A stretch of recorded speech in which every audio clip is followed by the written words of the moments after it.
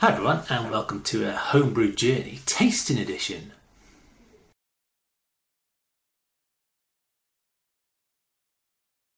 Okay, so today's taste is for my American lager, which I did a few weeks back, and a Brewday video you can see up here. It's 1B in the BJCP guidelines, and this is sort of a very straight down the middle, very sort of common attempt to get a very common style of beer that's everyone can drink and make quite a lot of it. So I need quite a few people to drink it. There's the bottle, and from what I can see, it is really rather clear. I haven't put it in the fridge because it gets chillies, but it is really rather clear. I think the bottle's dirty on the inside more than anything. So then, overall impressions for this American lager then, it's a very pale, highly carbonated, light-bodied and well attenuated lager. So there's not much sugar left in it, should be quite dry. Very neutral flavour profile and low bitterness.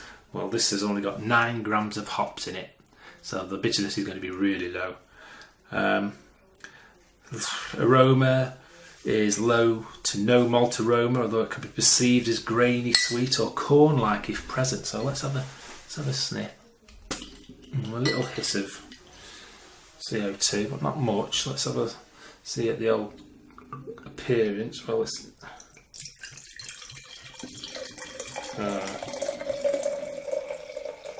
is it highly carbonated?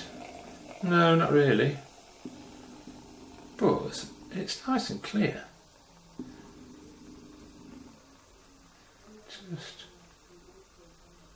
There we go. That's it. Oh, I've just got a bit of the gelatin in the bottom.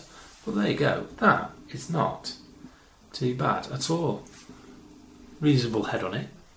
Nice and golden colour. There you go. You can see how clear and golden it is there. That's okay. I think I might have just got a bit of gelatin in the bottom, or a bit of the sediment in the bottom, because it was really clear.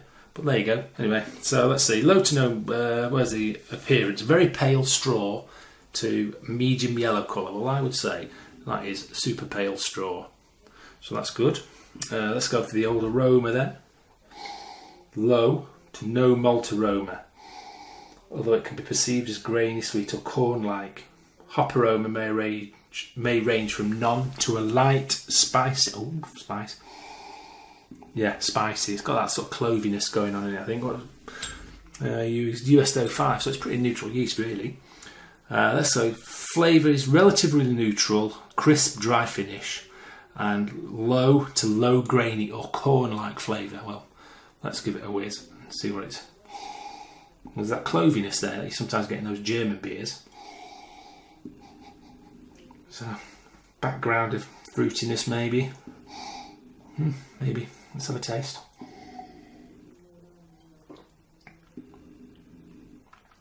Right, so the bitterness goes virtually straight away. It is quite dry, actually. Oh, yeah. Oh, it is quite dry, that.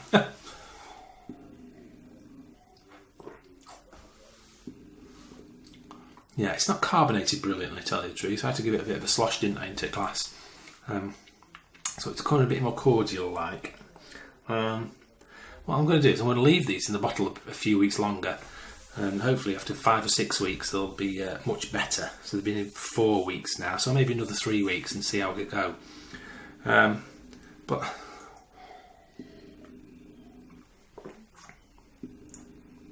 it is, like I say, very neutral. There's not much flavour going on in there, really. Can't really taste the hops. I suppose you can taste the midges, but there's 9 grams that I put in at 60 minutes, and that was just for bitterness. I didn't want. The guy said, a friend who was brewing it for said, didn't want too much flavour in it. So, well, okay, more bitterness, less flavour. So I put the hops at the start of the boil.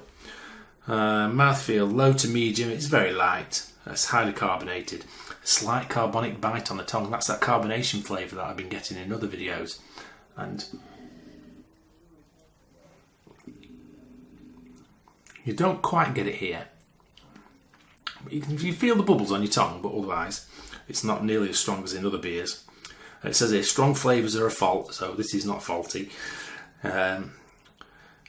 it's often what non-craft beer drinkers expect to be served if they order beer in the US, and maybe marketed as Pilsner beers outside of Europe, but shouldn't be confused with traditional examples. Well, that's not like the Boozerscher or the other wheat beer that I've done, the Weiss beer, which are much nicer than this. Well, this isn't bad.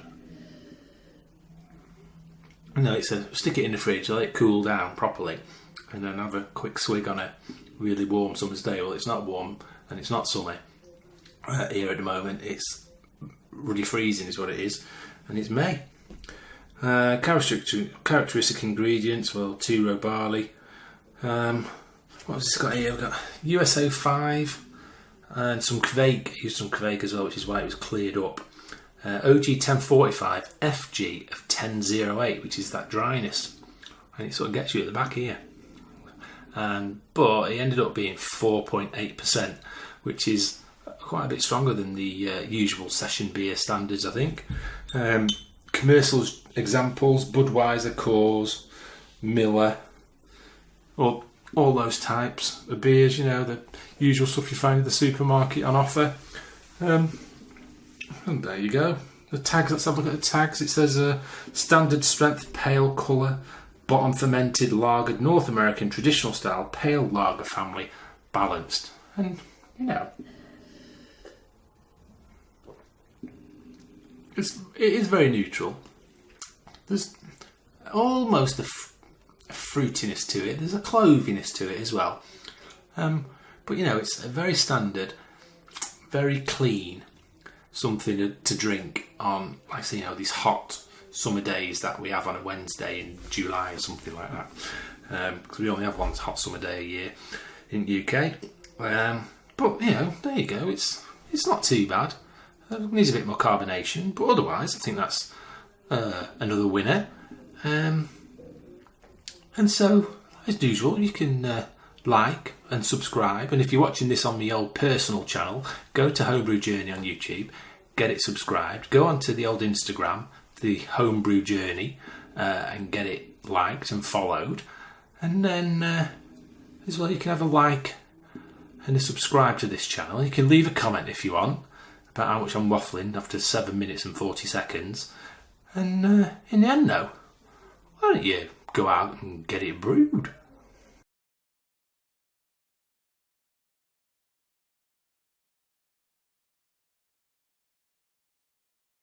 Okay, I'll say that I'm speaking rather quietly because the boss is behind me and she's watching Line of Duty, so I don't want to disturb her, and I don't want her to make fun of me and what I'm saying into the camera. So, like, subscribe, YouTube, Instagram, Homebrew Journey. See you later.